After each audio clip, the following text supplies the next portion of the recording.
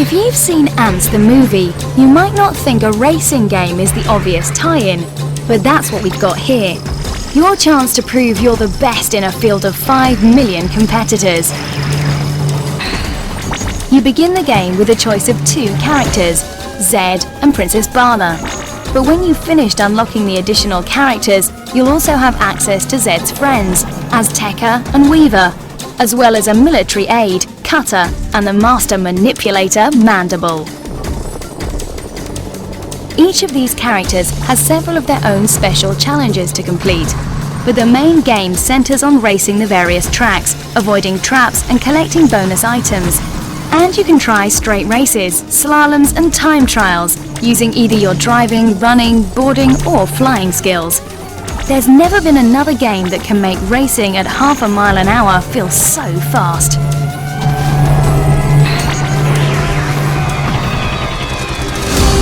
Inspired by The Rock's blockbuster film, The Scorpion King is an action-adventure, casting you in the role of Matthias as he journeys to exotic locations, battling a horde of enemies in order to become one of the deadly assassins known as the Arcadians. There are 12 fantastic levels to smash your way through, including everything from the island of Crete to the mysterious Netherworld. And along the way, you get to try out some fierce hand-to-hand and weapon-based combo attacks, as well as experiencing multiple power-ups for each weapon. You'll have to fight a wide range of opponents, from human adversaries, vicious animals, and the supernatural forces of Anubis. And you even get to hear the fabulous voice acting from The Rock himself. Ah well, there's always a sting in the tail.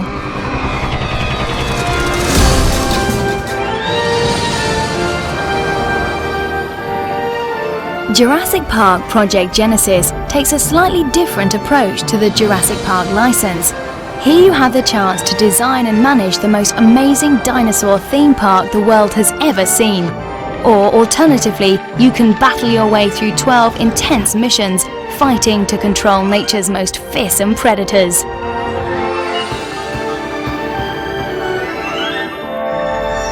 When designing parks, you have free rein to rearrange the scenery to your heart's content, and there are 25 dinosaurs presently in the ecology, all modelled as accurately as possible and including all the beasts from the movies. And it'll be your decisions that lead to an outstanding commercial success or horrible, horrible failure, and the arrival of Jeff Goldblum. In the missions, the focus is more on the tactics and rapid response you can achieve rather than the firepower. However, you're still equipped with everything from ground-based weaponry up to helicopter-mounted artillery, perfect for controlling rampaging dinosaurs or disgruntled American tourists.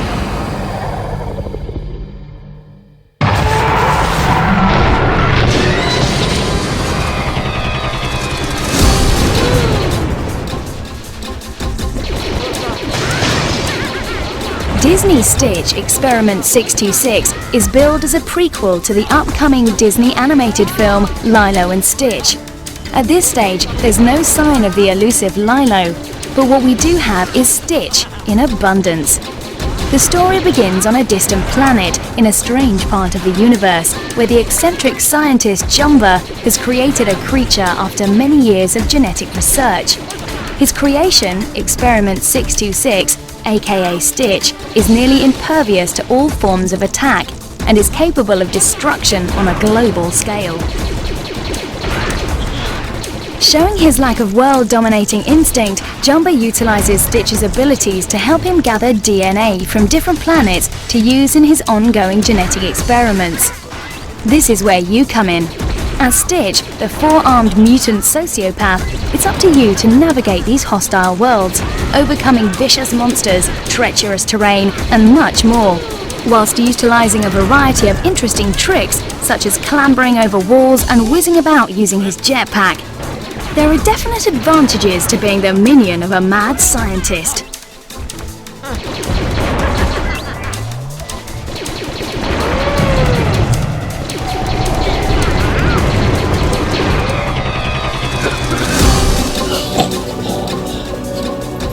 Hitman 2 Silent Assassin may be a sequel, but the original game only came out on PC.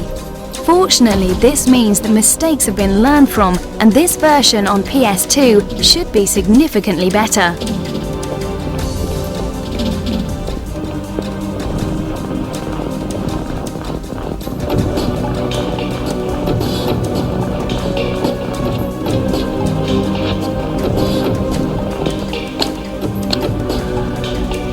As 47, you're employed to remove a single target by any means you choose. Of course, shooting everything in sight is likely to make your life very difficult, and you might be wise to restrain your murderous urges to as few people as possible. After all, you are supposed to be a sharp, controlled and dispassionate assassination machine.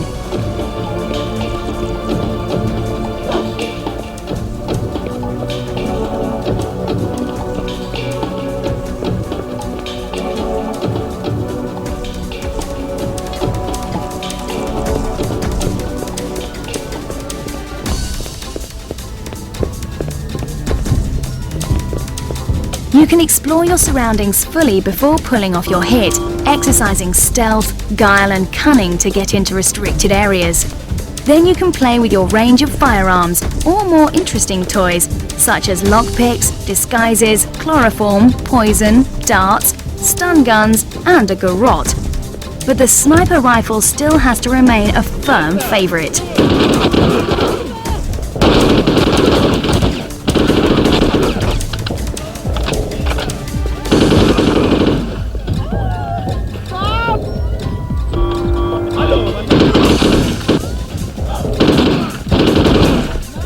You can play in first or third person perspectives, and other new improvements include the addition of mid-mission saves and the option to carry forward your hardware as you progress through 20 worldwide missions.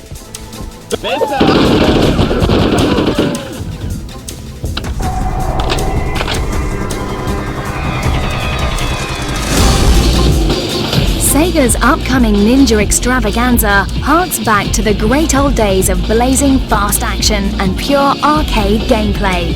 Shinobi is set in modern-day Tokyo, but the story begins with two young brothers competing to win a traditional and ancient sword filled with awesome and deadly powers. The catch is, the loser dies. You play Hotsuma, the brother who wins the sword, a weapon that craves and feeds on blood. And if it can't gain blood through your actions, then it'll take yours. There's a whole host of impressive ninja moves to perform, including super fast running, fantastic jumps, and even running on walls. And all these moves can be combined for even more impressive acrobatics and swordplay. And with hundreds of combos to find, Shinobi offers one of the purest arcade action experiences to be seen on PS2 for a long time.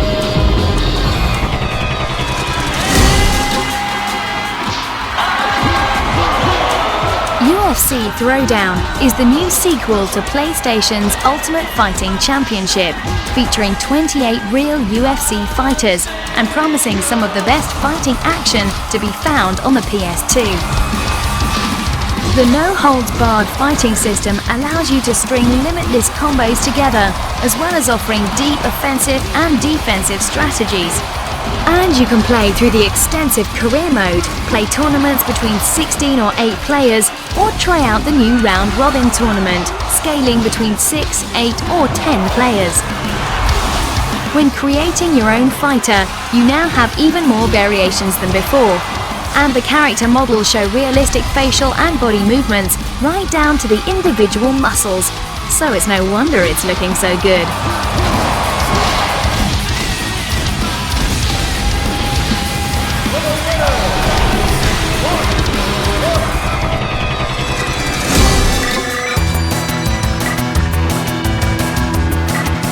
Jimmy Neutron Boy Genius is making his way onto PS2, having already made his mark on Nickelodeon with his own movie from Paramount Pictures.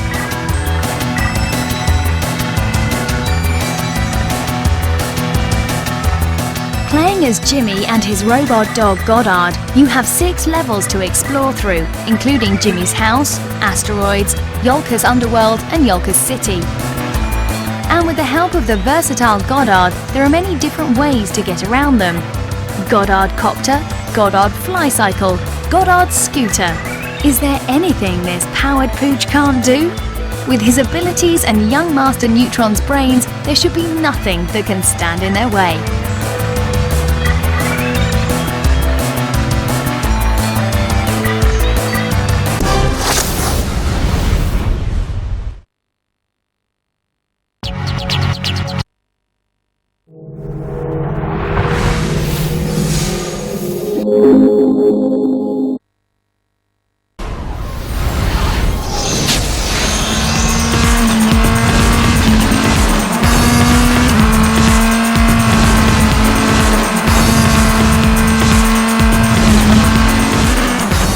The god of rallying returns, bringing you the most accurate and entertaining off-road experience possible. And considering that every previous incarnation of the series has been excellent, Colin McRae Rally 3 definitely has a high standard to beat.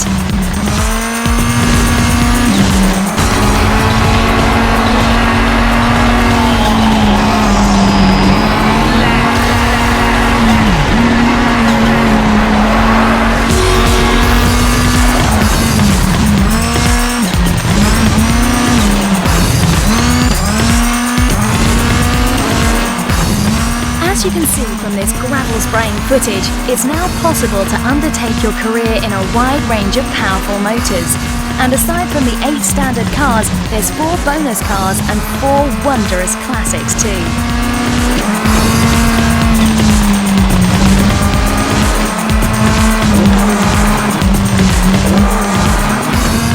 And in a nod towards Tocker Race Driver's deeper story-based challenge, you're given an initial 3-year contract it takes, as the focus is now on McRae himself, so to speak.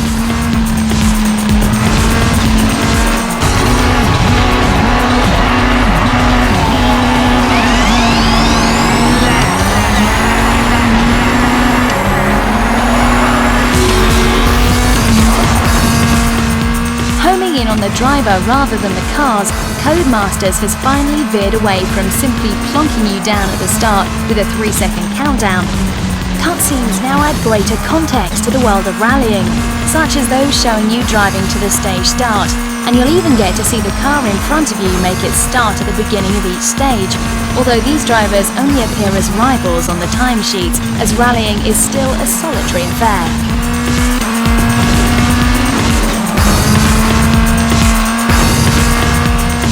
The fully modelled service areas appear too. Again, long-term access to the Ford team means it's impressively authentic, where fully animated mechanics work frantically on your car, as juggling repairs is still one of Colin McRae Rally 3's key areas.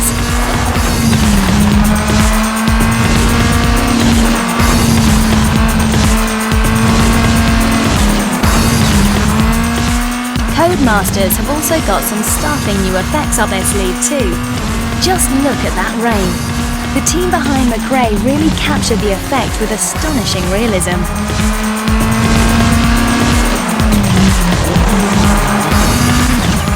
It's obvious that Codemasters want their latest mud-spraying brilliance to be both fun and involving, and it's hardly a brain-draining task to assume Colin McRae 3 will fail to impress. All that remains to be seen is just how stunning the final version is.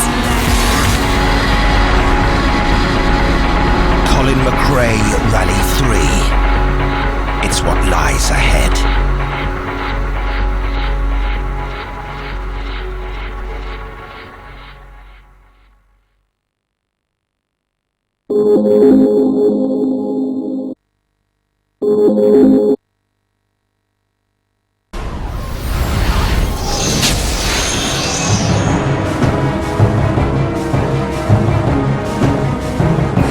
Conflict Desert Storm takes us out into the Iraqi desert in the heat of the Gulf War. Controlling a 4-man infiltration squad of either the SAS or Delta Force, your task is to bring Iraq to its knees, using all the stealth and cunning you can muster.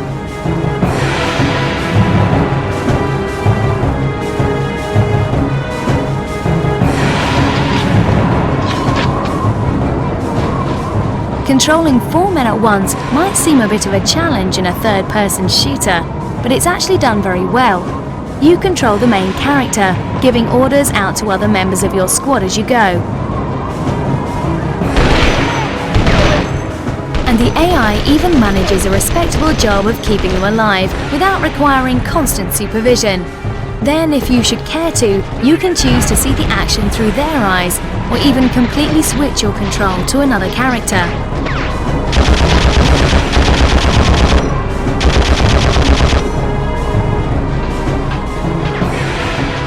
Although this may sound complicated, there's a comprehensive tutorial which covers everything you need to know. And the first few missions are fairly forgiving, so you'll have a chance to get the hang of things without being overly penalised for any cock-ups.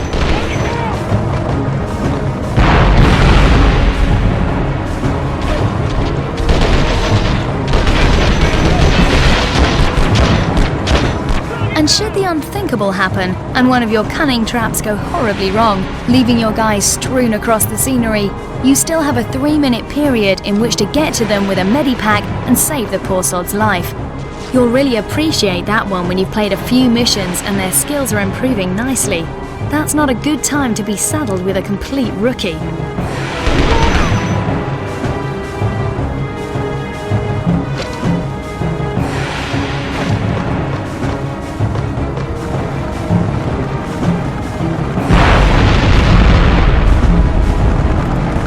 There are 15 missions in all, featuring a nice range of military toys and even the opportunity to call in airstrikes. So get ready to fight for your country, to fight for the freedom of the Kuwaiti people, and to fight for unrestricted access to all that oil.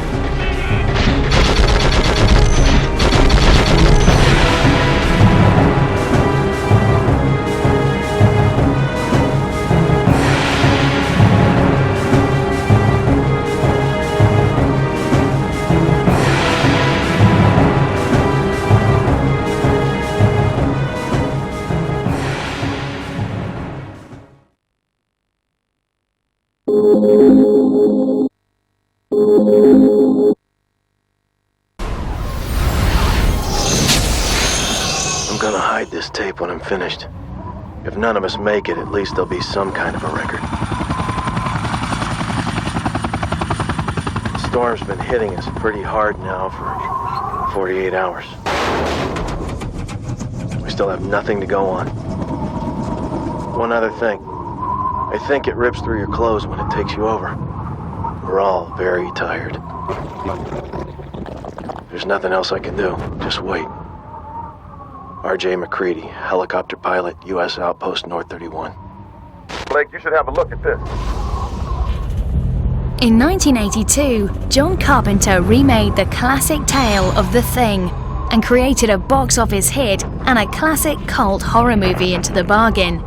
Now computer artworks have taken the license and produced a gripping single-player survival horror game, bearing all the classic hallmarks of fear, suspense, and distrust that made the film so special.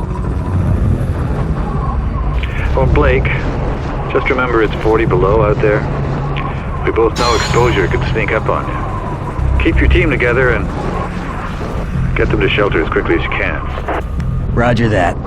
Blake out. Set just after the point where the movie left off, a joint military effort by the Norwegians and the US has arrived at the Antarctic base to investigate the mysterious deaths of the American scientific expedition. Boy, are they in for a shock. You arrive on the scene with a team of characters who you can control in order to assist your core team of engineers, medics, and soldiers. But as the tension rises, it becomes increasingly difficult to keep a lid on the panic. Pierce, it's Blake. It's okay. Put your weapon down. No way. You're infected just like all the others. I'm not. I found a report that says the only way to prove you're not one of those things is through a blood test. Now, there's a medical kit near the kennel. You go get it and come back here, and I'll watch you do the test. It's up to you to lead your team through force of will, coercion, or simple brute force, preventing them from turning on you if they suspect that you've been infected by the thing. Conversely, you must keep an eye on them in case one of them becomes the next enemy. What happened here? Some. I don't know what they were, but they attacked us. I thought they was part of the... Wait a minute. Don't you come any closer. Where the hell did you come from anyways? The graphics and camera angles are all tuned to add to the fear, along with some very atmospheric sound effects and a Blake, series of cut where'd you come scenes from? which gradually unfold the plot. I received some partial transmissions from Pierce. It sounded like there was a problem. And the action is cast 50% indoors and 50% outdoors, but don't stay outside for too long or you'll freeze to death. This is the Antarctic, remember?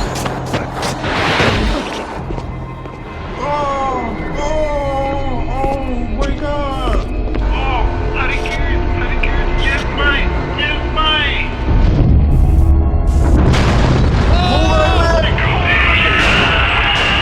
The thing neatly combines action, suspense and adventure, but this time you've got a whole team to manage and watch. You're not just fighting for yourself, people's lives depend on your decisions and your actions.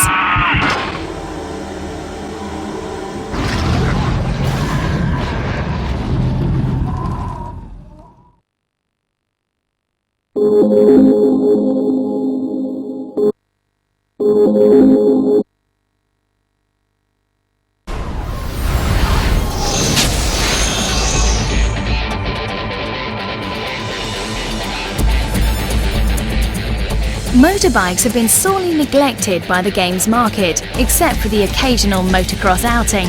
But Riding Spirits aims to fill that gap with the closest thing to Gran Turismo for the biking world.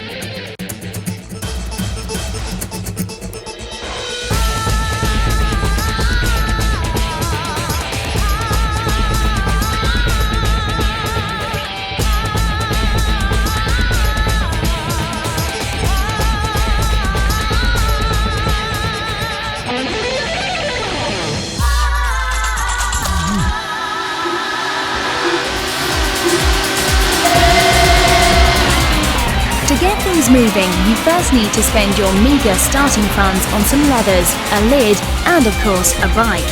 And the fashion conscious will be pleased to note that all the kit is authentic, coming from a range of big brand names.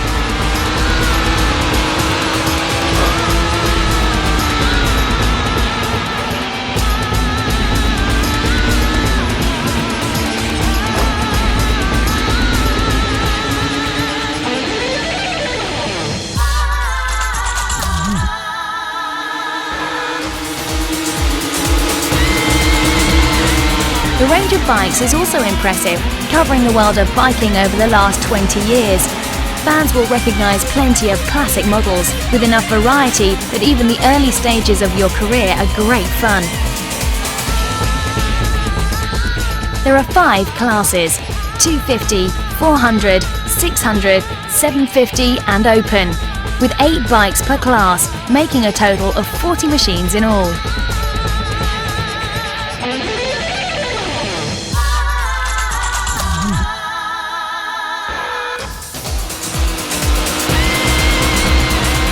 The gameplay also closely resembles Gran Turismo, requiring you to race through increasingly tough championships to earn cash and buy better toys. And there's plenty of scope for tuning your ride as well, with the option to modify just about every aspect of your bike, including stripping off extraneous hardware such as the mirrors and indicators.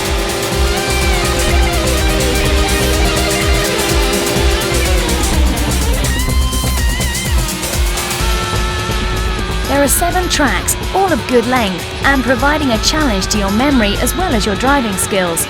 And they can all be taken in reverse if you fancy a change.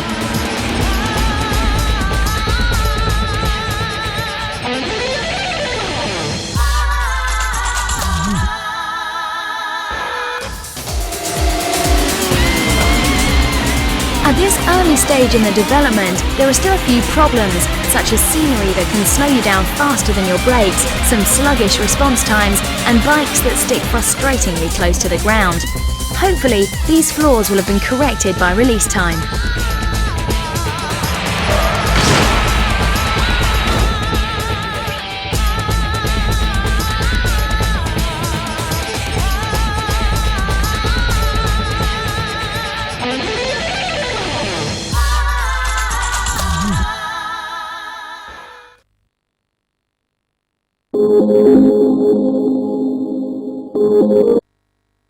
Total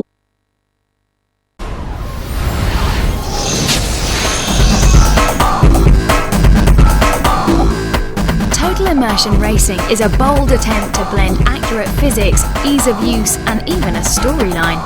And developed by Empire's Razorworks studio with a fine history of precise helicopter sims, there should be no problem getting the physics spot on.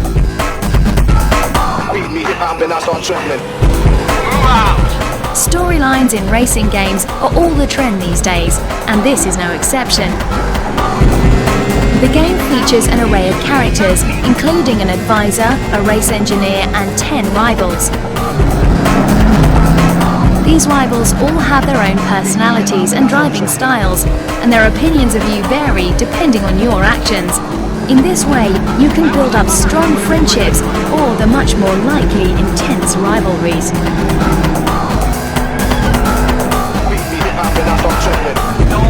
For the hardcore racers, there are plenty of tuning options, but a nice touch is the race engineer, who will help the less experienced by tuning their cars for them.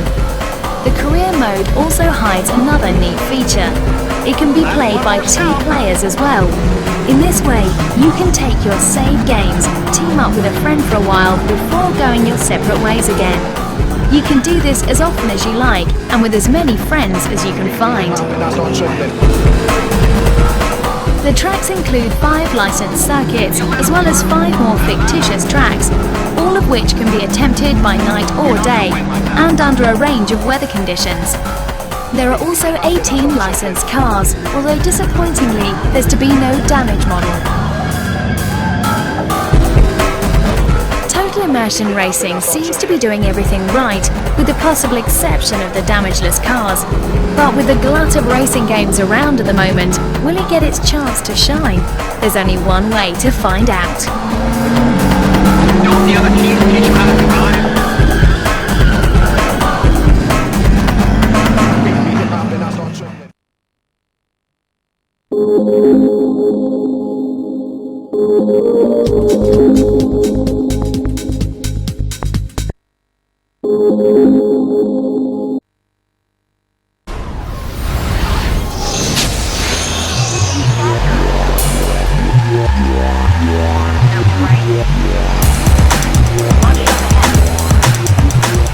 Rally Fusion Race of Champions is the first rally game to let you battle it out for the Champion of Champions crown in the infamous annual end-of-season Michelin Race of Champions, where the world's top drivers compete head-to-head on Gran Canaria in the Canary Islands.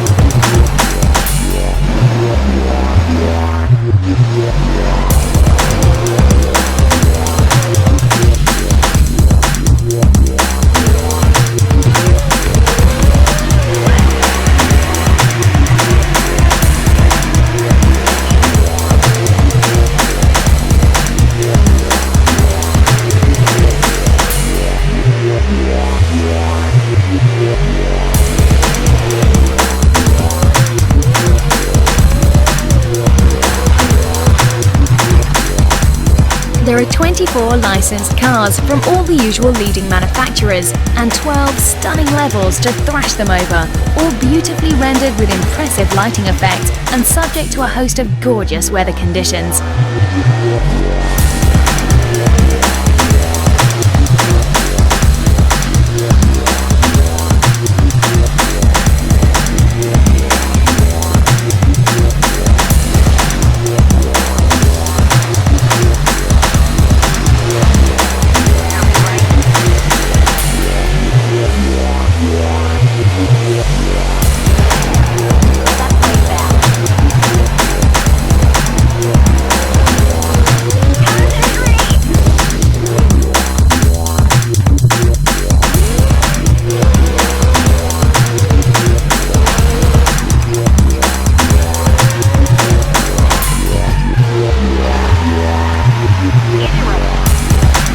But don't worry, there's an extensively accurate collision detection system by the name of Dyne, which treats you to a real-time damage model and allows every component of the car to be damaged.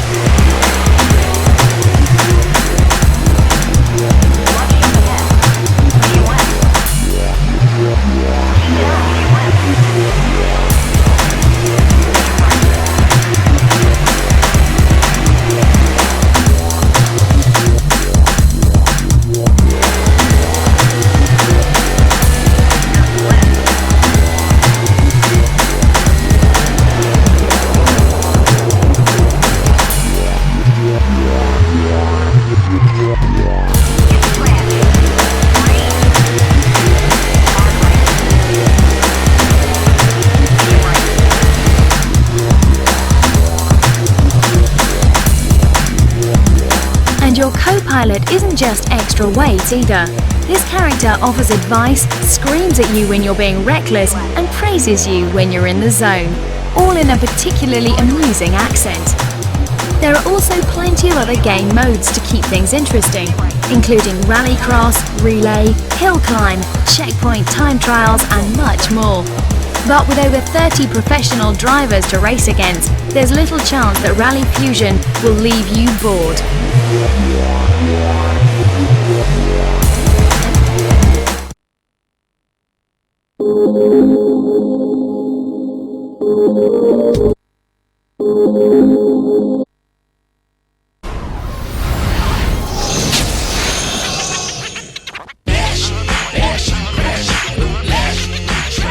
MX Superfly follows in the tracks of last year's MX 2002, featuring Ricky Carmichael, and it's looking pretty similar, albeit with somewhat smoother edges.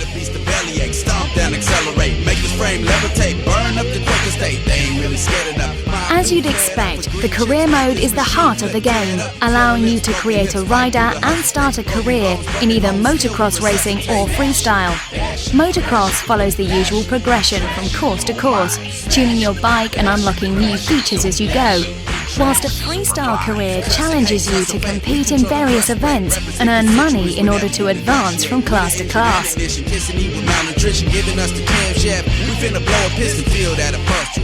In order to earn your pay, you'll have to pull off stunts like bus jumping and step-up competitions, along with more wacky pastimes, such as driving from tee to hole over a golf course or delivering pizzas around a map. Not quite what you'd expect.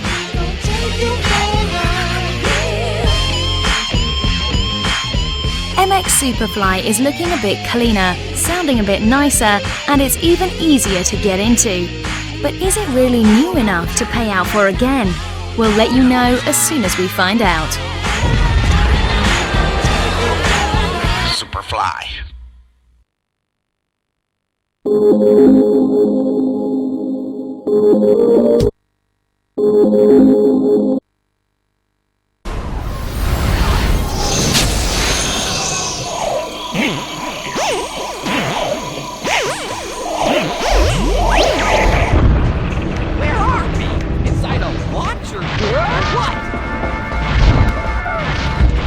The limbless wonder bounces back into action with a whole new adventure in Rayman 3: Hoodlum Havoc.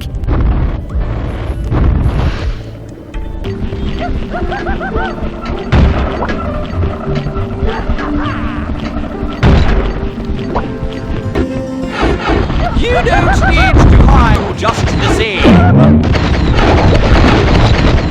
The once happy, friendly Lums are suffering a crisis as one of their number has become evil and quickly subverted the others into a mutant army of darkness.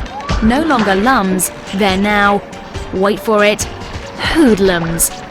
It should be fairly obvious from that why Rayman and his pal Glowbox have no option but to head out into the world and hurt a lot of critters. You don't need to hide. I'll get you just the same.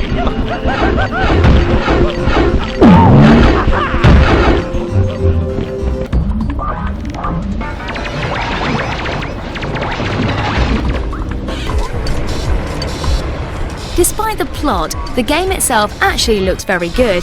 The levels have been nicely designed and move you along at a good pace without being too in your face.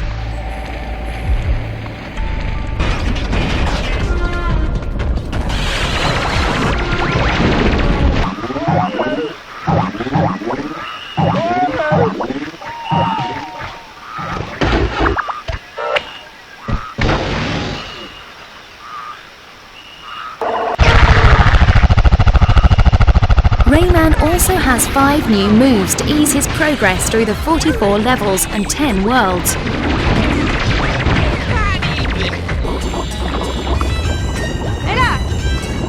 There are plenty of interesting objectives and more than 20 enemies to face, each with their own strengths and weaknesses and their own tactics.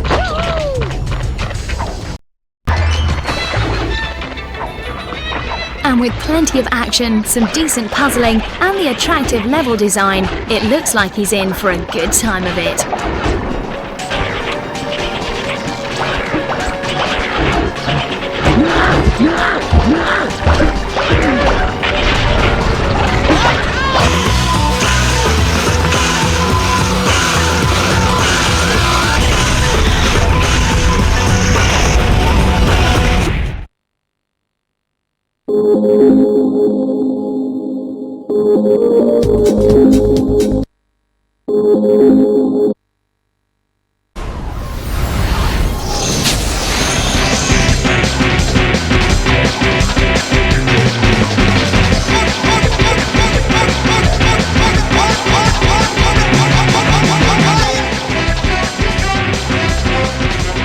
Stand aside, Tony Hawk. Bart Simpson fancies a bit of that skateboarding action, as in fact do the rest of Springfield's population. The Simpsons skateboarding sees the city of Springfield being converted into one giant skate park. 50-50 grind. Many of Springfield's classic locations have been decked out in ramps and rails, and there are 9 of your favourite characters to put through their paces. Each character has more than 40 moves, including some signature moves unique to themselves. Unfortunately, at the moment, the levels are looking a bit sparse, leaving Bart and his friends to coast around looking for something to play on. But hopefully, things will have filled out a bit by the time the game releases. The control system is reminiscent of Tony Hawk's, although here there's the requirement to charge up rotations on a jump, making it much more difficult to do spins in the air. However, you do get the exaggerated physics common to a lot of extreme sports games, allowing for some impressive stunt combos whilst airborne. Slide. I'm sorry, I wasn't watching. There are 5 game modes to try out, including Free Skate, Skate Fest, Trick Contest, Skills School, and a game of Skateboard Horse. So that just about covers everything. Oh, and then there's also the head-to-head skate-off, perfect for dueling with your friends. Hey! I used to be an astronaut! Piece of cake! There are plenty of hidden boards, characters, and levels to unlock as you go, with each location having its own unlockable hidden section. But we shall have to wait for the completed version to see if the Simpsons are heading for big air, or they're just going to grind to a halt. Give it to me, baby.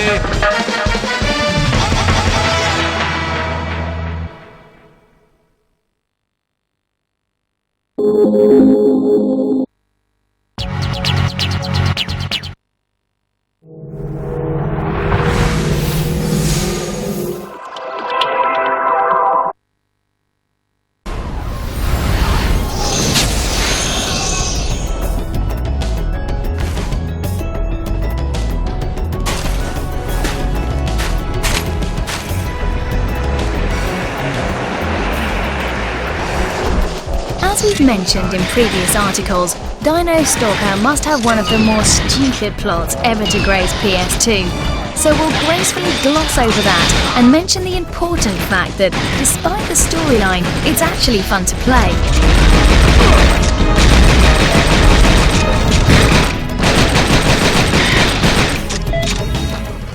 For what it's worth, the plot sees you, a World War II pilot, running around a dinosaur-filled landscape after some sort of spatial and temporal anomaly. We did warn you, don't ask. Thankfully, the action is much simpler, requiring only that you run around the landscape, investigating wooden crates, collecting weaponry, and time bonuses while shooting dinosaurs. Don't forget to shoot the dinosaurs, that bit's important.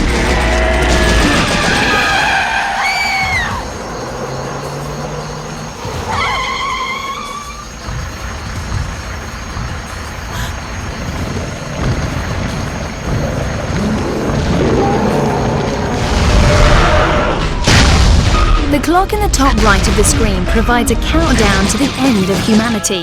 So if you can exterminate the dino threat by then, that would be a good idea.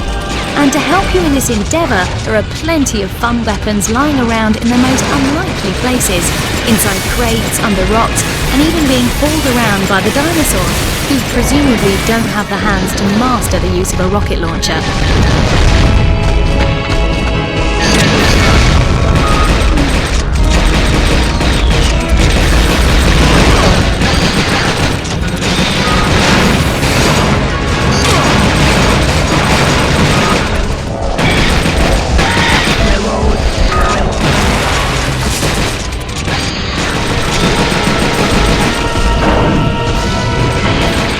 The controls are pretty basic, with one stick to move and the other to aim. But things can become a bit tricky when trying to target on airborne opponents, and in a couple of other tight spots. Much better then to make use of the game's G-Con 2-Light gun compatibility. The gun's fun, we like the gun.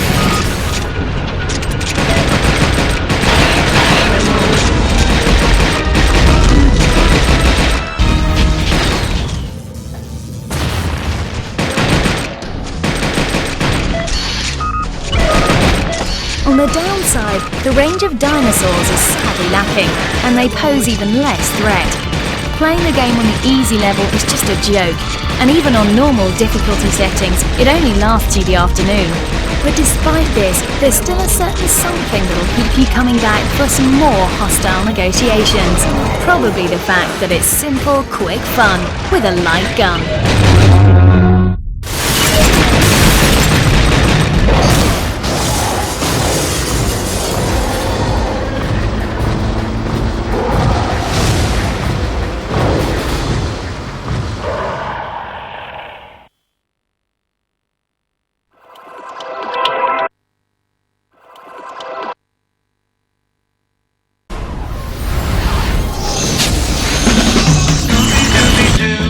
Where are you?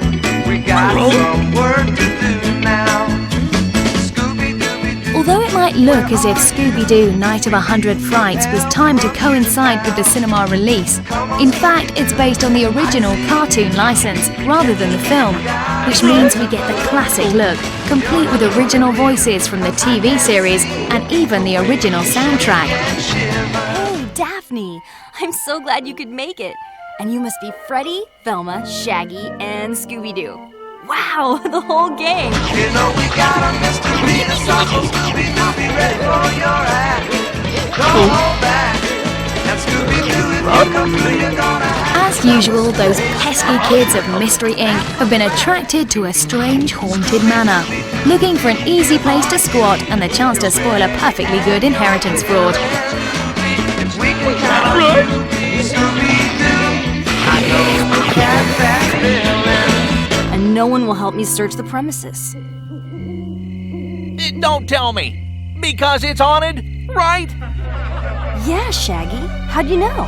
Because it's always haunted. You get to play as Scooby-Doo himself, running around, jumping gaps, all whacked up on Scooby snacks. The characters look pretty decent, but the levels themselves don't fare so well. It's all pretty mediocre platforming fare, interspersed with some nice comedy moments with the other characters, various amusing stealth attempts, and that traditional but grating canned laughter.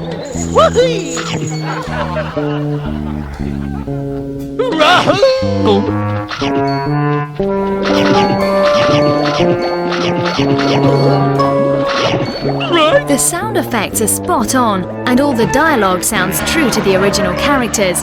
The cameras don't manage so well, being fixed and posing a few problems when trying to retrace your steps towards them. And the controls seem a bit awkward, which can become pretty annoying whilst trying to clear some hole inconsiderately left in the middle of the floor. Fortunately, the restart locations are plentiful, so the pain isn't too great. Gee, Scoob, it's not like they got your name all over them. Yeah, well, actually, they do. Scooby-Doo! I'm on a roll. Oh. As you'd expect, it's a kid's game. Nice enough and perfectly playable, but with no real challenge and no real imagination. Nostalgic 80s cartoon with nostalgic 80s gameplay. Whippy!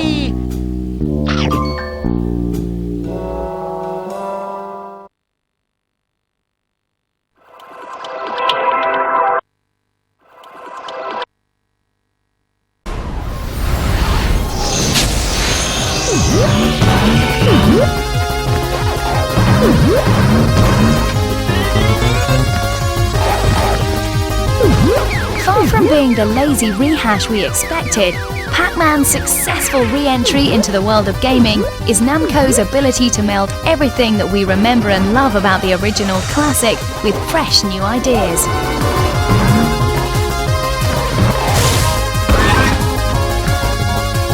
This time, Pac-Man inhabits a fully 3D world in true Jak and Daxter fashion. And like most quality platformers, it's all about working your way through each area with a combination of well-timed jumps and plenty of coin collecting.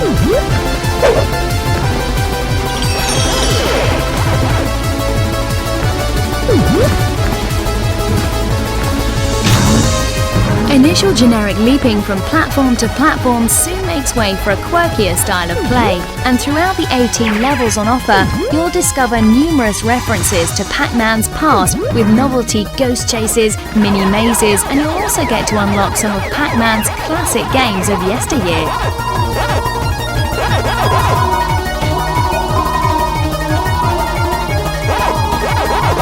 Surprisingly, they've aged pretty well, with the original Pac-Man still providing a stern challenge and possessing that unique ability to entice you back again and again.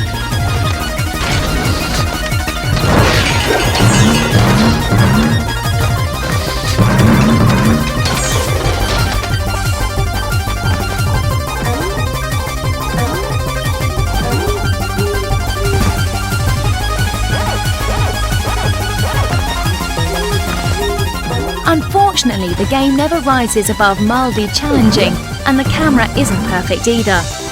Although you have the ability to manually control it, there are times when you'll struggle to get a decent view of the goings-on.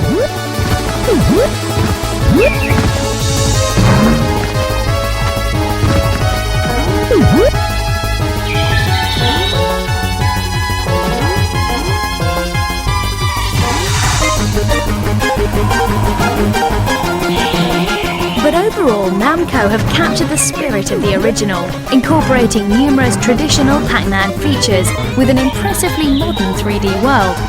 It's not quite the brilliance of Jak and Daxter or Maximo, but it's still a quality platforming title nevertheless, if only it lasted just that little bit longer.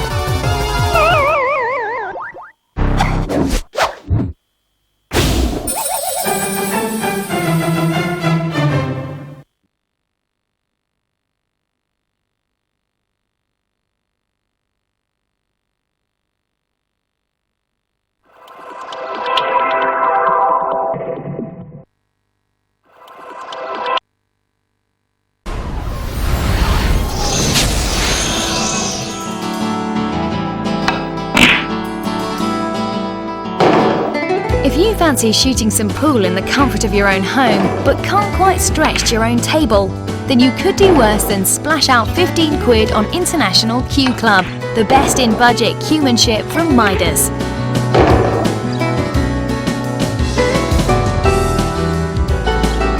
Unsurprisingly, for this price, you're not going to get the glitz and glamour of a full PS2 title, with the graphics being pretty functional and the conversation limited to speech bubbles and cheesy comments. However, you do get a very decent game of pool, with some nifty ball physics and more options than you can shake a stick at.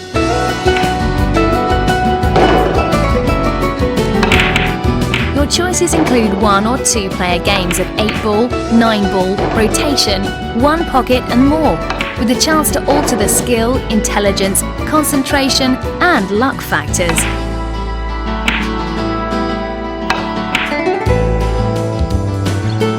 Then there's Carom, a pocketless table where the object is to simply try and hit as many balls with the cue ball as possible. And this too comes with a stack of variants. And if the basic game becomes tiresome, then try your hand at the puzzle selection. Here there are 25 tables, obviously designed by a madman and requiring you to pot a certain number of balls in a certain amount of shots. It's not the most exciting game for PS2, but then pool and snooker games rarely are. And for your £15, you certainly get plenty of options and some decent pool, which you can't really complain about.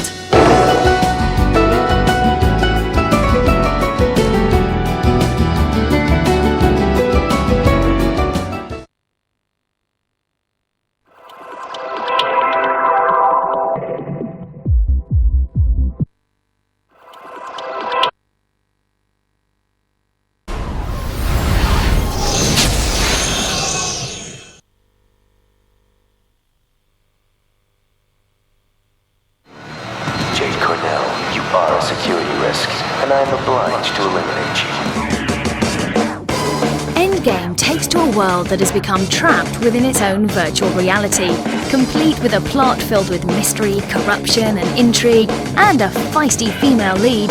Is any of this sounding original to you? The gameplay closely resembles Time Crisis, putting you in control of our intrepid heroine Jade as she dives behind tables before leaping out to start the slaughter anew.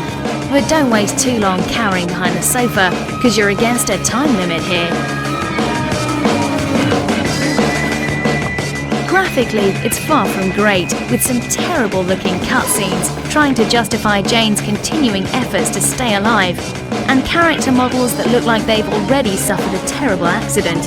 Fortunately, you can blow up most of the scenery, which is often something to be thankful for. All in all, it's a passable gun game, but we've heard the when AIs go bad plot before, and the game's neither big enough nor innovative enough to really inspire.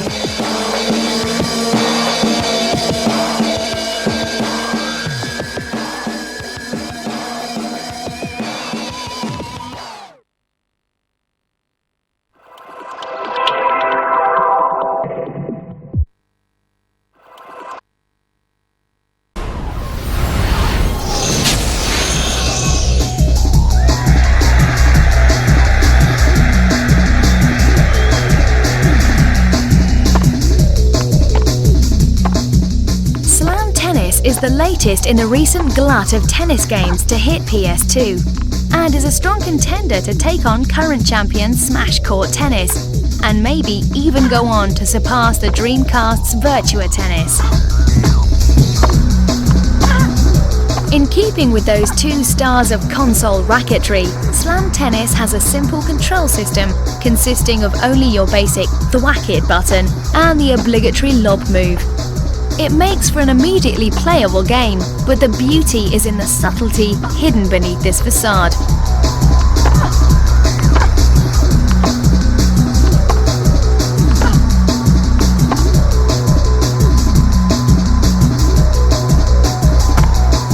Your position on the court affects what type of move you perform when you press the thwack it button, and your character's personal style also affects things true to their real game. So play Tim Henman close to the net and you should stand a good chance of earning some points. And fill up your power bar with fancy plays and you'll be able to pull off a wonderfully powerful shot that's going to take considerable skill to return.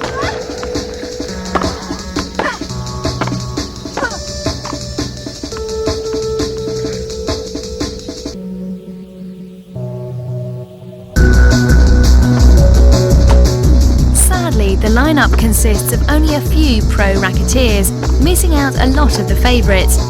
However, they each have their own style of play, and as the game progresses, you'll learn to take advantage of your opponent's weaknesses whilst playing to your strengths.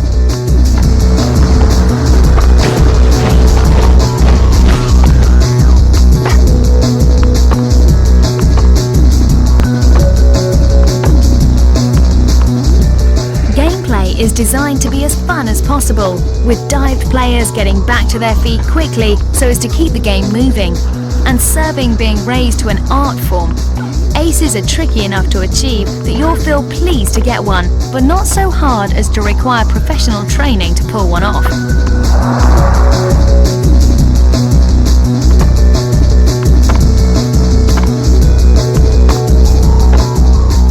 But but it's multiplayer mode where this game really comes into its own. With 2 or 4 players crowded around a multi-tap, goading each other on and bitching about losing, you're definitely in for a good time.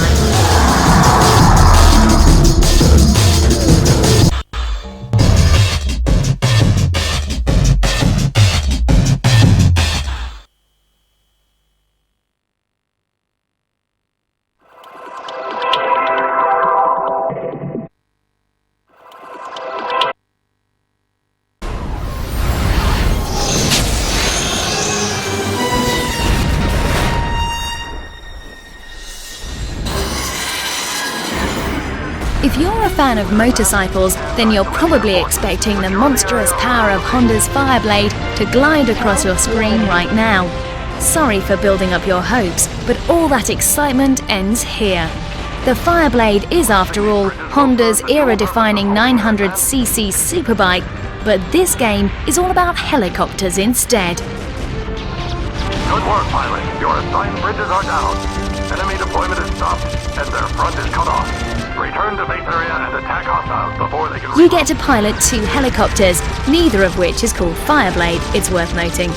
Your main weapon is the Vendetta, a light maneuverable gunship, while your heavier backup is the Talon. Interestingly enough, the Talon has the ability to become almost transparent in stealth mode. This might sound handy enough, but enemy troops can still spot your silent running from miles off. Highly infuriating, especially when you're crouched behind a tree and poised for some serious face-to-face killing.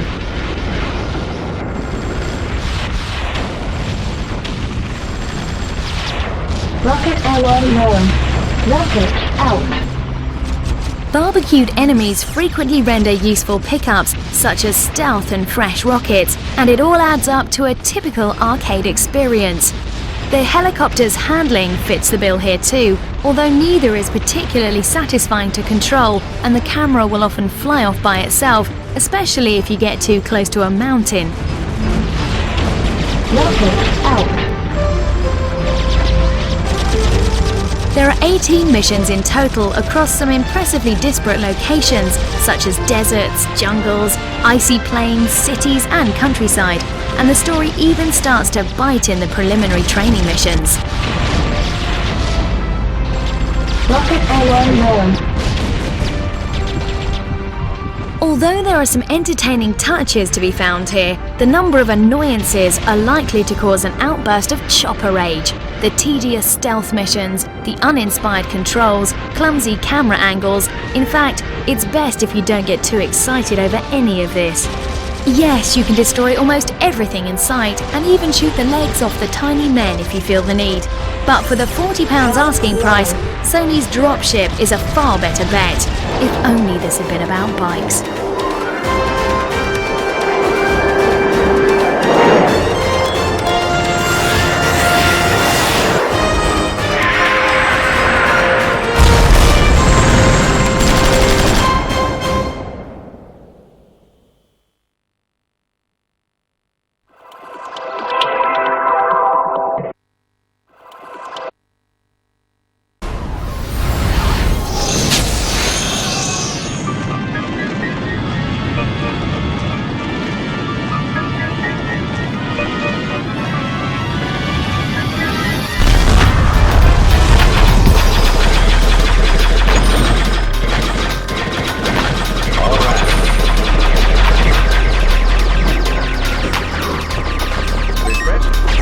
What do top-secret government organisations, hosts of bizarre and interesting aliens, and the clever wit of Agents J and K all have in common?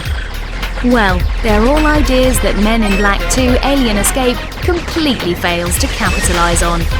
In fact, this game fails to make use of just about anything. If you're into shooting things, then there might be some mileage in it for you. But if you like a change of scenery, some variety in your targets, or perhaps even a fair chance, then this is one shooter best left alone.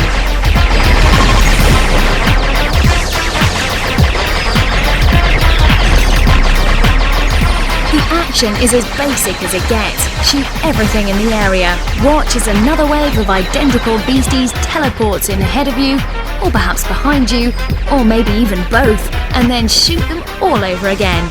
Repeat until thoroughly bored, and then hope the door at the end explodes. Gentlemen, this is a situation unlike anything we've faced before.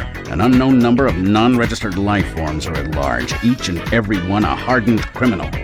You're the best team I've got, so I'm relying on you to deal with it. Never felt better. To add to the variety, you can choose to play as Agent J or Agent K at the start of each level. K dishes out more damage and can take more hits, whereas J is faster, and each agent has its own arsenal of 3 weapons. That's about it. After that, you can add to the excitement by running in straight lines, circles, or even strafing.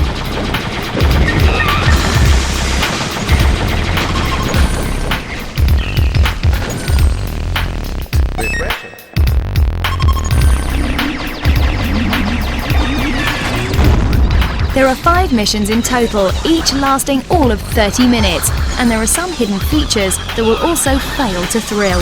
In fact, there's not much to thrill at all. It's repetitive, short, boring, repetitive, not particularly good looking, lacking in genuine voice talent, and repetitive. You should probably just forget you saw this one, okay?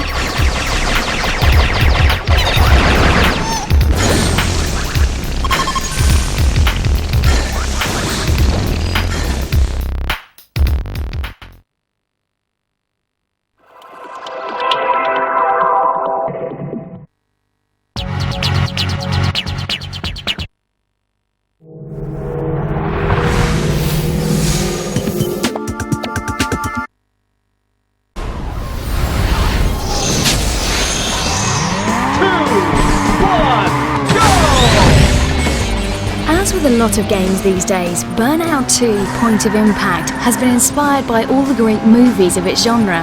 However, unlike many of its contemporaries, this game's managed to retain sight of the original concept: extreme driving.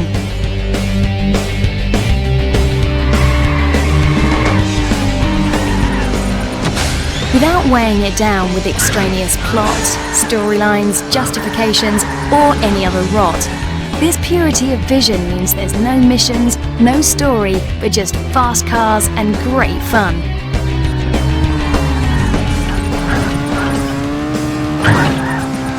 As you'd expect from a sequel, you get more of everything.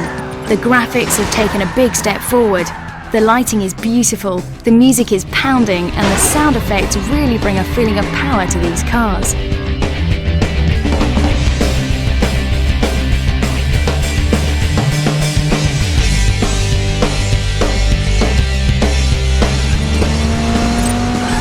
There are no licensed tracks or cars in this one.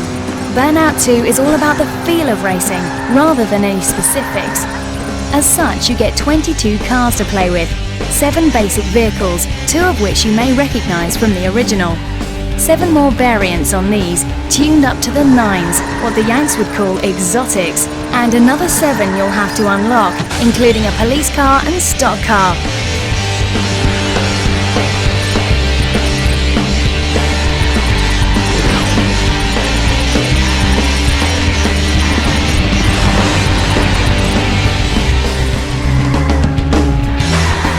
The last car is a driving ed vehicle, complete with roof bollard. But take a lesson in this car and you're not likely to be passing your test anytime soon.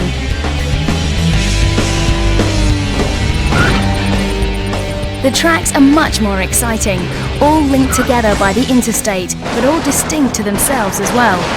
You can expect to explore American-themed cities, mountains, deserts and coastline, while racing point to point or in laps. And the more reckless you are, the more awesome drifts, racing into oncoming traffic, launching off the top of hills and driving about on 2 wheels, the more your power bar increases until it finally bursts into flames.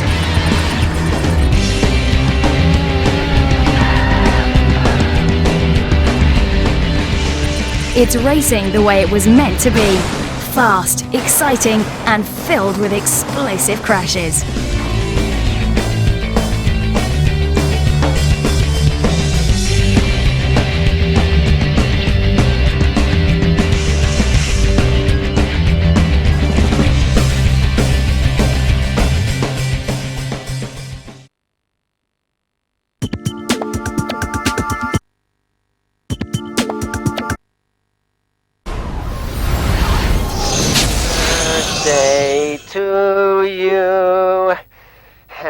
Happy birthday to you. Happy birthday, dear.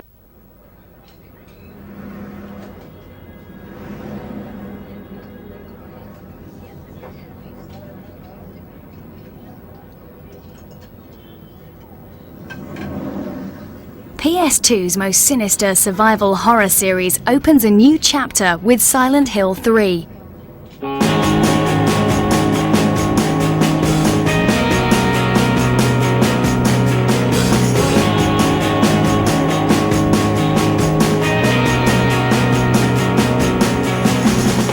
Featuring new characters, new locations, new weapons and new abominations, you'll notice that a lot has changed. But the series' trademark of stunning graphics, masterful use of sounds and mature, sophisticated themes are all still here in abundance.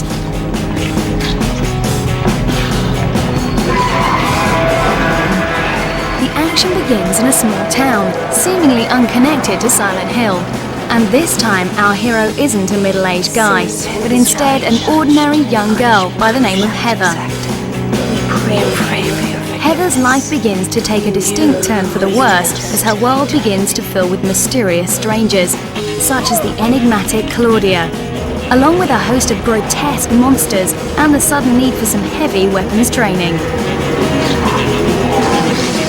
Developers Konami have concluded that the town of Silent Hill has been pretty much covered in the previous 2 games, and so they're moving the action to this new setting, but keeping the traditional eerie atmosphere, complete with a swathe of dark, disturbing images that have made such a name for the series.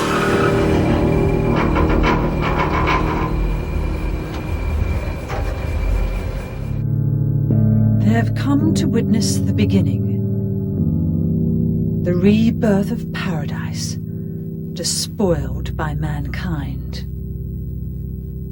What are you talking about? Don't you know?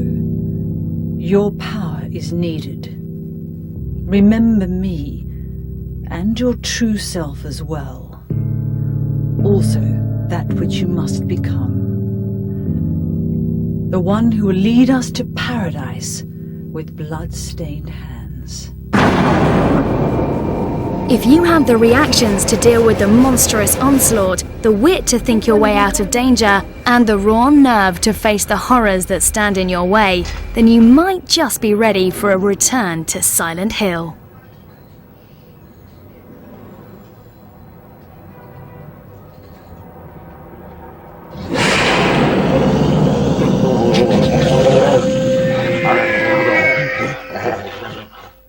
I still feel like I'm dreaming.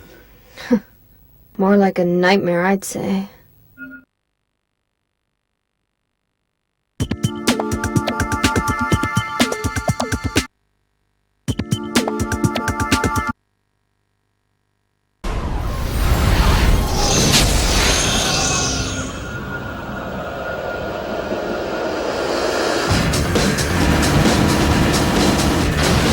Konami's beloved 2D shooting series, Contra, returns in its latest incarnation as Contra Shattered Soldier. We'll politely ignore the ghastly 1998 PlayStation release and instead concentrate on the return to frenzied, high-powered, non-stop action that made this such a popular series in the first place.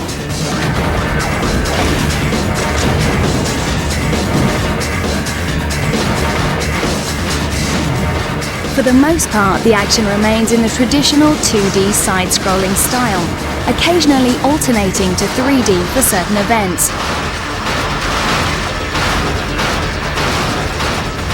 While the 2D approach may seem dated, this sort of game never really stopped being fun. The hardware just advanced and everyone hurried to make the most of the new possibilities. But Contra remains true to its roots, with the traditional collection of power-ups and other goodies, while jumping, climbing and barreling about, shooting everything that moves with a variety of awesome weapons.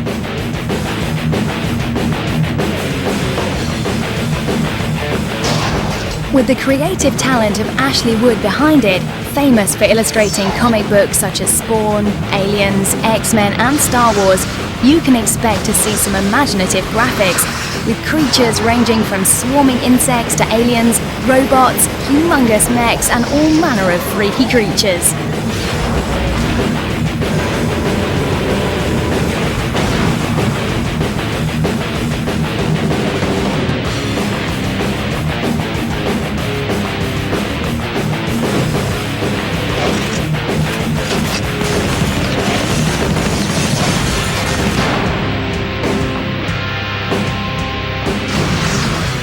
There's plenty of durability here as well, with the enemy attack patterns to be learned, multiple endings to explore and tons of hidden levels to unearth. And once you've done all of that, then there's the fantastic 2-player simultaneous mode to blast through. How much more explosive gameplay could you ask for?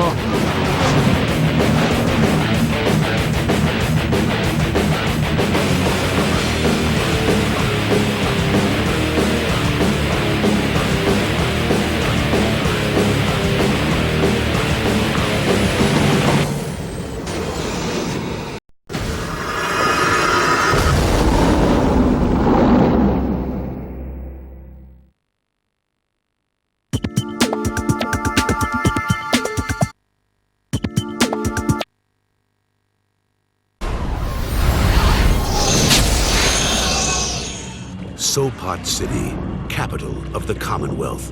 Once a flourishing metropolis, it has been decimated by war, poverty, and a brutal dictatorship. Now, an elite squad of soldiers embarks on a secret mission of vengeance, rebellion, and elimination.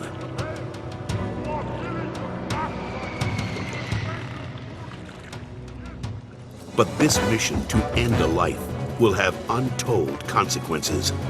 And for one member of the squad, it is the beginning of a journey that will change everything he's come to believe.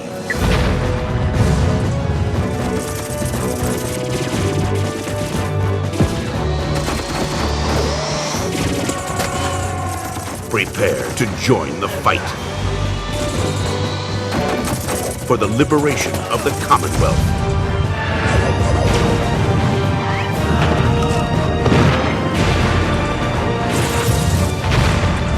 Prepare to join the faction.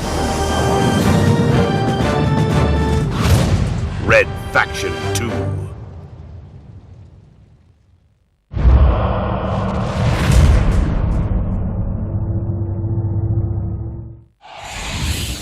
THQ.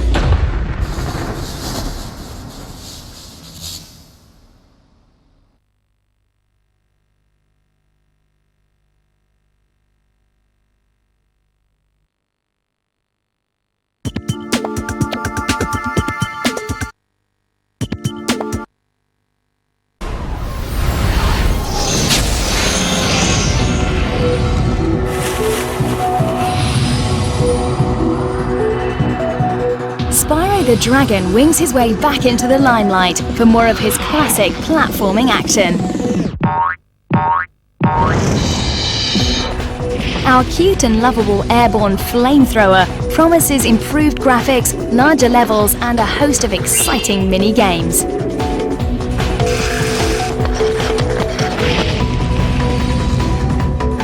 After the Year of the Dragon Festival, the dragonflies, the source of all dragon magic, are stolen, and it's up to Spyro and his friends to get them back, and then to find out who stole them and why. The game will be familiar to anyone who's seen Spyro in action before, but with a few new touches to keep things interesting.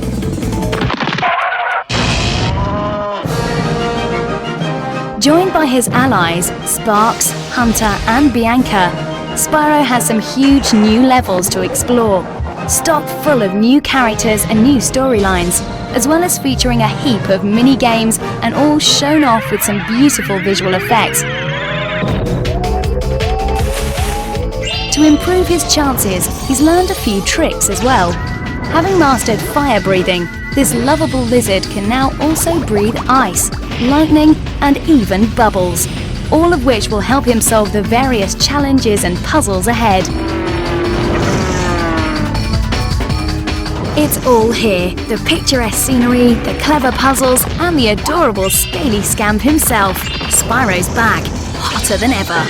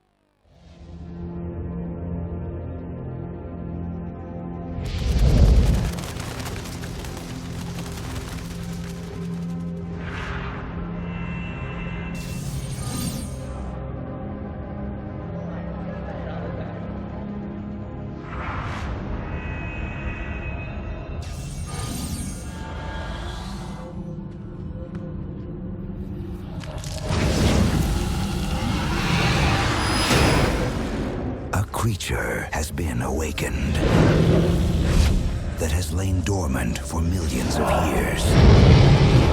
A species older than the dinosaurs and more terrifying than anything we could have imagined. How did they go from 1 to a million in less than a year? Highly evolved. They have great vision in the day. They have even better vision at night. Extremely intelligent. He's playing hide and seek. More like cat and mouse. Unbelievably powerful. 2 glands in the mouth secrete separate chemicals. Combine an exhalation, natural napalm. Good luck. Now, one will protect them. We have to hang on, work together. And one will lead them. There's nothing magical about it. They're made of flesh and blood. You take out their heart, you bring down the beast. We found out where they started. We're going to London. Vertical one up. The plan is set. 1,600 yards, closing fast. The arsenal has been assembled. Get ready to rock and roll for each other! And they've got one chance to take back their world. Matthew McConaughey, Christian Bale. Reign of Fire.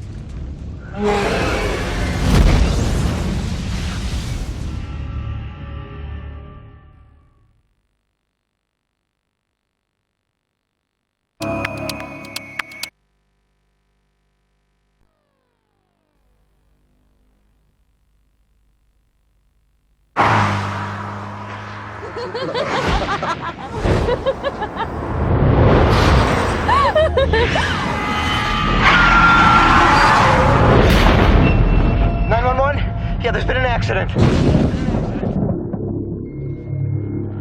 You didn't see it, did you? See what? What did you see?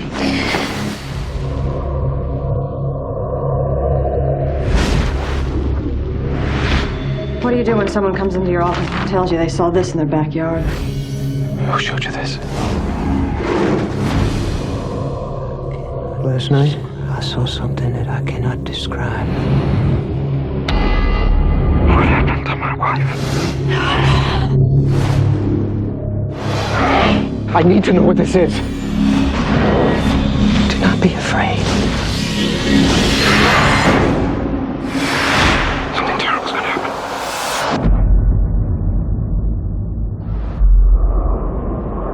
Whatever brought you there to die.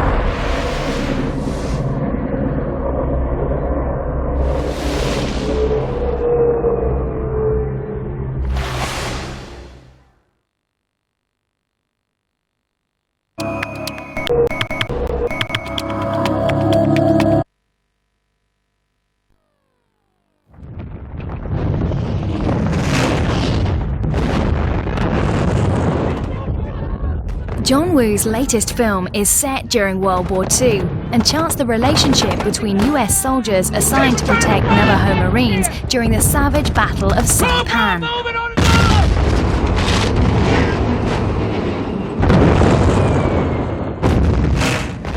What do we call a tank? In May 1942, the unwritten language of Navajo was used to create a top-secret communications code.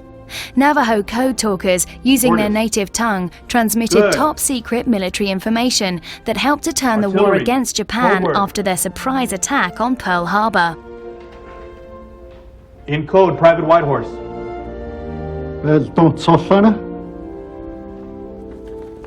Very good. What I'm about to tell you, Corporal, cannot leave this room. Under no circumstances can you allow your code talker to fall into enemy hands.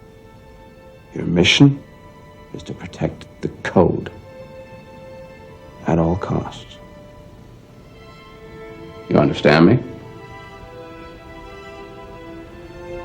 Yes, sir. I do. Good. Arizona, Arizona! It's okay, go! The US military becomes aware of the danger to Navajo soldiers, who are targets for Japanese kidnapping, and assigns Marines played by Nicolas Cage and Christian Slater to protect them.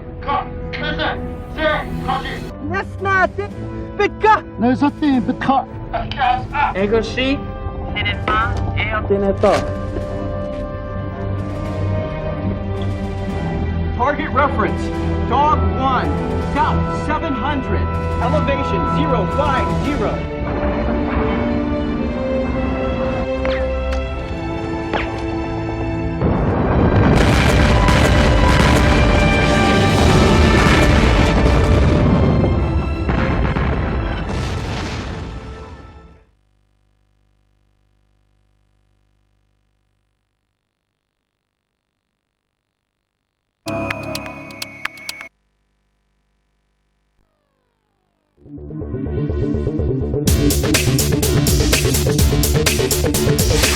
From executive producers Jet Li and Mel Gibson, featuring high-flying choreography by Tony Ching, Invincible. I want that tablet. The clock is ticking. The ultimate evil. The war is almost won. Has found a power to take over the world. It dates older than the Dead Sea Scrolls. I've waited all my life for something like this. But one man stands in their way. Half a tablet is virtually impossible to read. He will turn 4 strangers. Could you please tell us what's going on? Into 4 warriors, predestined to save the world. You're a team of protectors, chosen before birth to defend all life everywhere. Serena, would you show us your birthmark, please?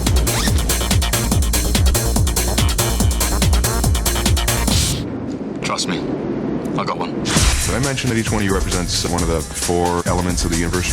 Air, fire, water, metal. If I teach you how to work together, how to fight together, you're going to experience a power you cannot even fathom. Always wanted to be part of some perverse cosmic gladiator thing anyway. All right, you know the plan. There's a plan? Billy Zane, Byron Mann, Tori Kittles, Stacey Overseer, Dominic Purcell. I've known guys like you all my life. I think you're God's gift to women. Let the games begin. Separate, you're nothing. Together, you're invincible. To save mankind, they must become... You can't win! Invincible. From Alliance Atlantis.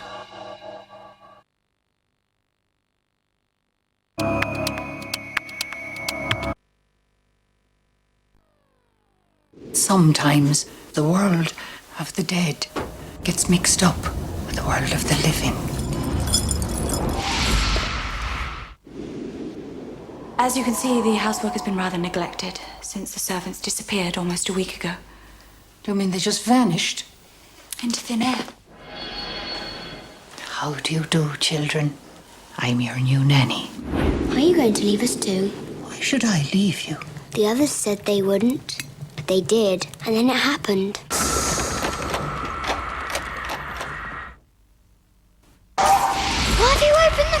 curtains was Victor.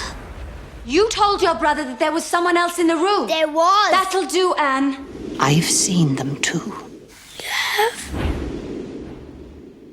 Sooner or later, she'll see them. Then everything will be different.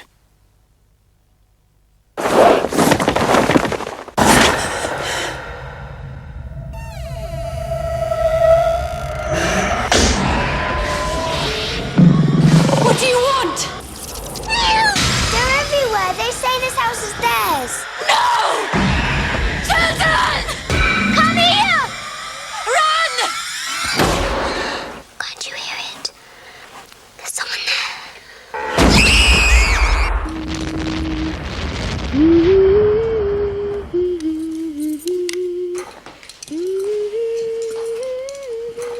Where is my daughter? Are you mad? I am your daughter.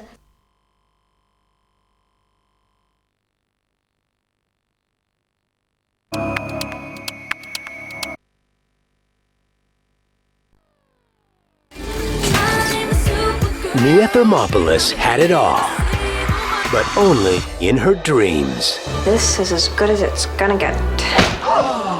Now, something's about to happen that will change everything. You are Princess of Genovia. Shut up! From the director of Pretty Woman and Runaway Bride. I can teach you to walk, talk, sit, stand like a princess. Let the work begin. It's a question of taste. Tuck one ankle behind the other. A matter of grace. My granddaughter, Amelia. And the chance to make all her dreams come true. Much better. Walt Disney Home Entertainment presents Anne Hathaway and Academy Award winner Julie Andrews. Do you think she can do it? I have no doubt.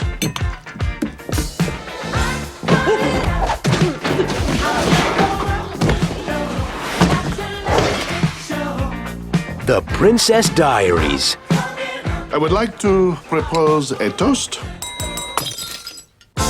Available on Disney DVD and video.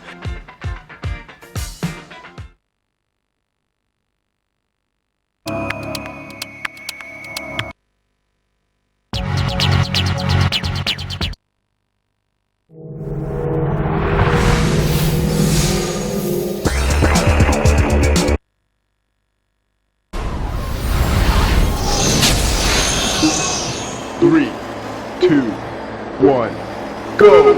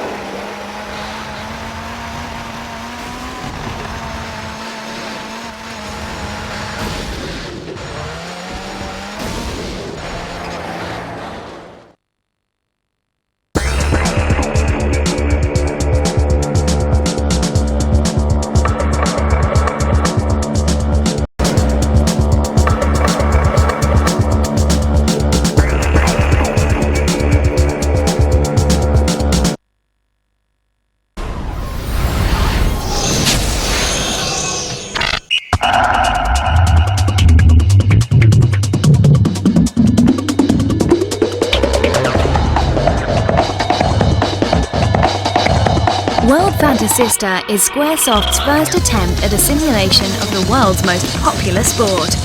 Focusing on the 2002 World Cup and the Japanese side in particular, they've definitely been putting some effort into the graphics, the classic trait of any Squaresoft production.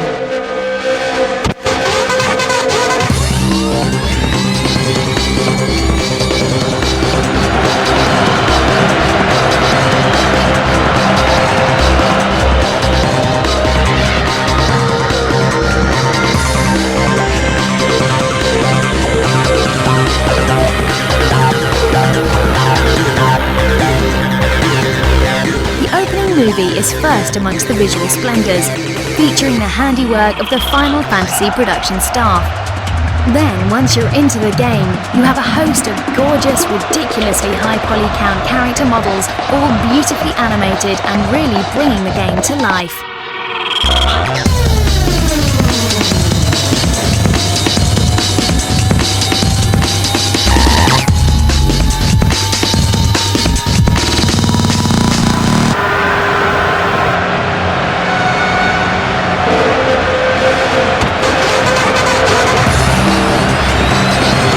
The Japanese team has received special attention, unsurprisingly, and 36 players have been authentically reproduced.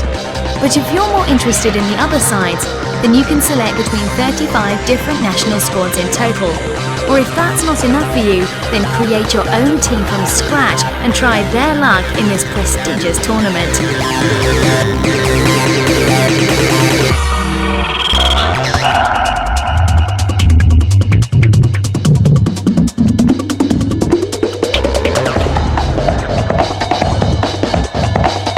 You can choose to play against the computer or against a friend.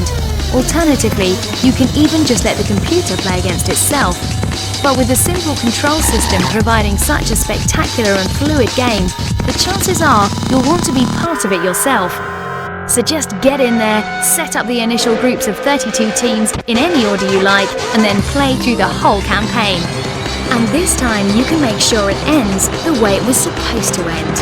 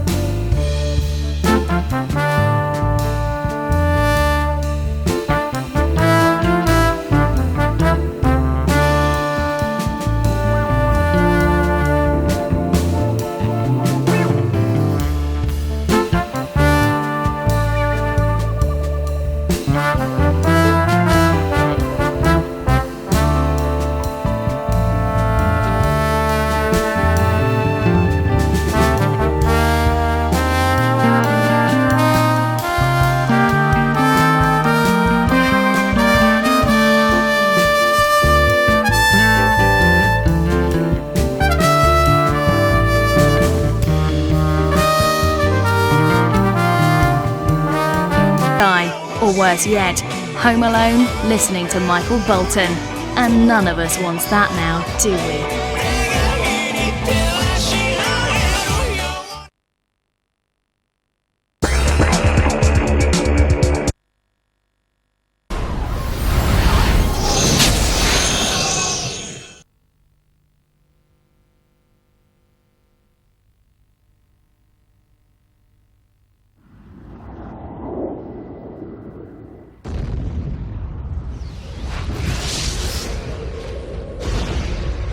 The pulse brought the nation to its knees. In the fear and weakness that followed, the military began aggressively researching new types of weapons. Weapons that would forever change humanity. I was one of those weapons. Created in a lab, raised as a soldier. Fearless and lethal. I and others like me escaped our prison, and so I live in this post-pulse world.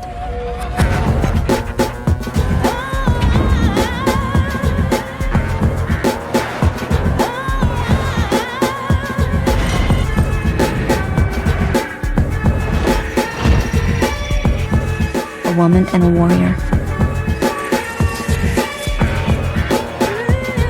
Trying to understand who I am and how I can belong.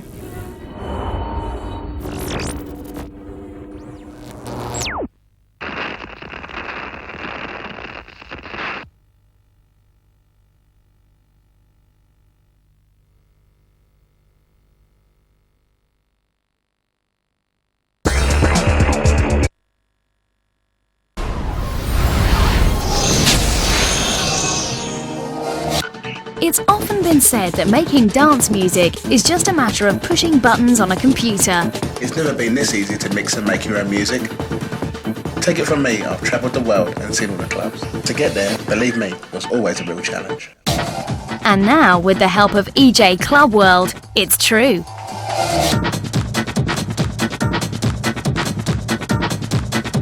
Now with EJ Club World, I can check out all the clubs and all the mixes without even leaving my sofa. Acid and electro in Singapore.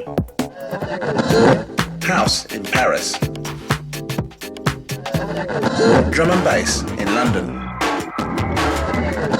Reggae on the Virgin Islands. Techno in Frankfurt. Ambient in Bombay. Trance in the White Island of Ibiza. You can just go there and be creative. With more than 10,000 samples to choose from, you can arrange them on tracks, mix them up, and also put some very good effects on it. EJ Club World offers plenty of scope and all the tools you could need in an easy-to-access manner. Even catering for 4-player jam sessions. And if you're not in the mood to compose, then just kick it into video mode and listen to your tunes.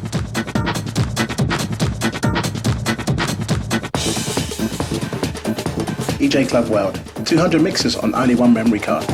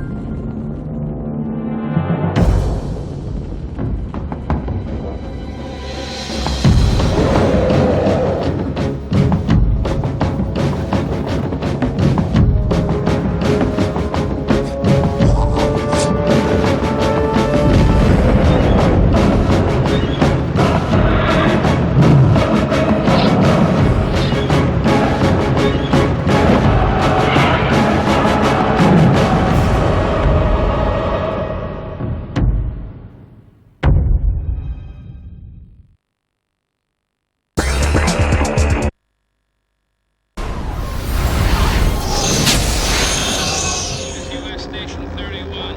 You read me? Found something in the ice. We need some help down here. Can anybody hear me? At first I didn't want to remake the thing because of my fondness for the original film, which I saw as a kid, and it scared the hell out of me. Universal had the rights to remake it. And so they approached me, and could we remake the thing in a different kind of way? I guess they had tried several versions, and I came up with the idea of going back to the original novella, Who Goes There, by John W. Campbell, Don Stewart. And Hawks's movie, the 1951 The Thing from Another World, had departed a great deal from that. Had gotten rid of the imitative idea, had gotten rid of a lot of that kind of material. So I decided to return to those roots and basically reinvent the whole film. Where no one can see it, or hear it, or feel it. I was excoriated for the thing, for a lot of different reasons, but I think the biggest reason was that I showed it. You know, there's an unwritten law in Hollywood that what you don't ever do is you don't show the devil or the monster. You have to keep it in the shadows, because that's the tasteful way.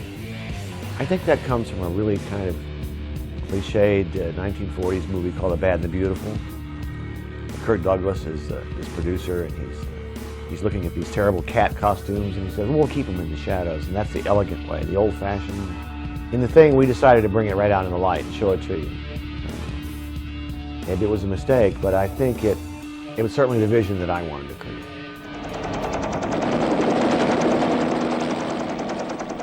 "12 men have just discovered something. For 100,000 years, it was buried in the snow and ice. Now it has found a place to live. Inside." We basically had 3 sections of shooting. There was a pre-production unit. We went up to the Juneau ice fields. These are vast ice fields above Juneau, Alaska. And we spent 2 weeks shooting this little base. The whole crew, well, it was grim up there. It was grim. We shot helicopter shots, vista shots, etc., with stand-ins. And then we spent several weeks shooting on sound stages, refrigerated sound stages, and this heat wave in Los Angeles. So it'd be 104 outside and 30 some odd degrees, 40 degrees inside. So we all got cold.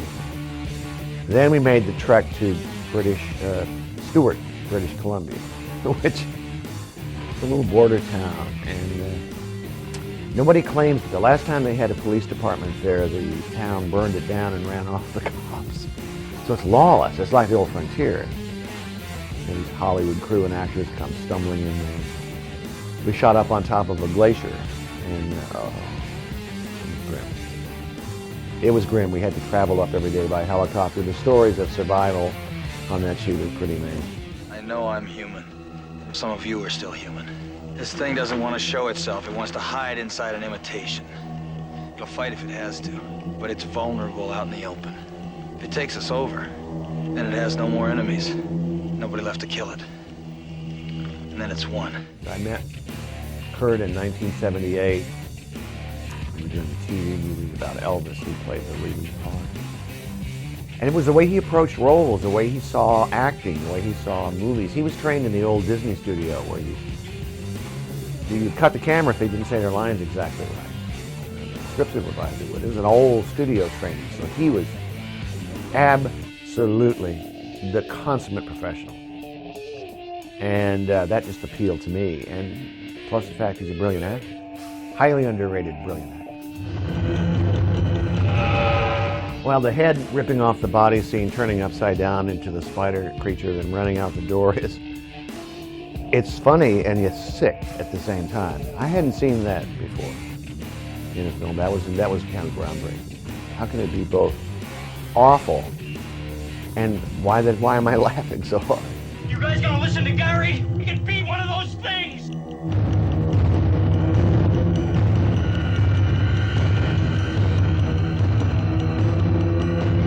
I don't know that I have gigantic fond memories of that movie. That was one of the toughest films ever to make. That was very difficult. And it was hard to, at one point in the film, it was hard to embrace the darkness of it.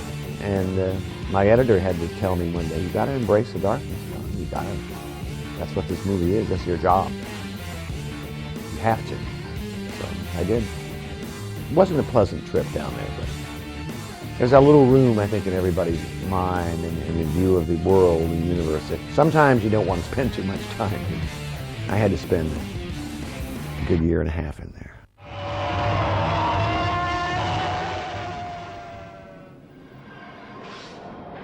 We found something. We found something. We found something.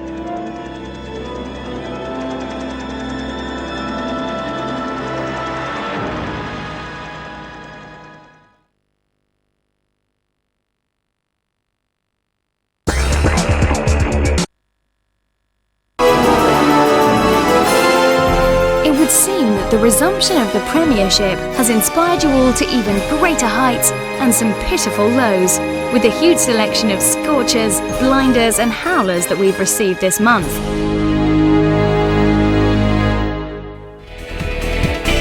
Third place is becoming a bit of a regular catastrophe, and this month's cock-up ranks pretty highly on the idiocy scale.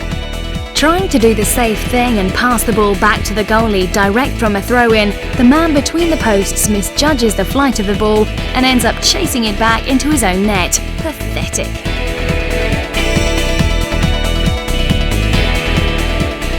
Chris Sutimire bags the runner-up spot with an opportunistic effort from Nicholas Anelka. Did he really mean to chip the keeper, or was it just a hopeful cross that left the goalie stunned? Top of the pile is this imaginative effort from Stuart Boardman. Making a welcome change from the hundreds of Beckham free kicks we're inundated with each month, he opts for a clever chip over the wall before flicking the ball on to Rui Costa, who ices the cake with an acrobatic finish.